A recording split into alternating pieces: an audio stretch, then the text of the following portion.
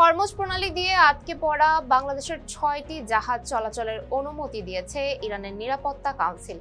জাহাজগুলো দেশে ফিরিয়ে আনতে ঢাকা ও তেহরান একসাথে কাজ করছে। বুধবার মধ্যপ্রাচ্যের ঘটনা নিয়ে ঢাকায় এক সংবাদ সম্মেলনে এ তথ্য জানান ইরানের রাষ্ট্রদূত জলিল রহিমি জাহানাবাদী।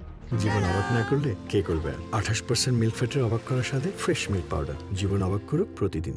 তিনি বলেন, বাংলাদেশিদের ফেরত আনতে সহায়তার জন্য বাংলাদেশের পররাষ্ট্রমন্ত্রী ইরানের পররাষ্ট্রমন্ত্রীকে চিঠি দিয়েছেন। তবে চলমান যুদ্ধে বাংলাদেশের অবস্থান নিয়ে ইরানের কিছুটা অসন্তোষ রয়েছে। তার মতে শুধু উদ্বেগ নয়, এ বিষয়ে নিন্দাও জানানো প্রয়োজন ছিল।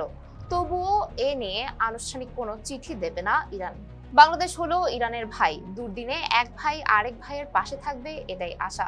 তিনি আরো বলেন, এই সংঘাত ইরানের বিরুদ্ধে নয়, বরং মুসলিম বিশ্বের বিরুদ্ধে। যুক্তরাষ্ট্র ও ইসরায়েলের ভূমিকার সমালোচনা করে তিনি দাবি করেন, আলোচনার মধ্যেই এই যুদ্ধ শুরু হয়েছে। যুদ্ধের সময় শিক্ষা প্রতিষ্ঠান ও সাধারণ মানুষের ওপর হামলা গ্রহণযোগ্য নয়। একই সঙ্গে তিনি দাবি করেন, ইরান কেবল মধ্যপ্রাচ্যে থাকা মার্কিন ঘাঁটিতে আঘাত করেছে। এ সময় জাতিসংঘের কার্যকারিতা নিয়েও প্রশ্ন তুলে তিনি বলেন, সংকটে শুধু আন্তর্জাতিক সংস্থার উপর নির্ভর করলে চলবে না। এতক্ষণ সঙ্গে ছিলাম আমি সুমাইয়া হক তন্নি। ফেসবুকের সাথে থাকার জন্য ধন্যবাদ। জীবন অবাক না করলে কে করবে? 28% মিল্ক ফ্যাটের অবাক করার সাথে ফ্রেশ মিল্ক পাউডার। জীবন অবাক করুক প্রতিদিন।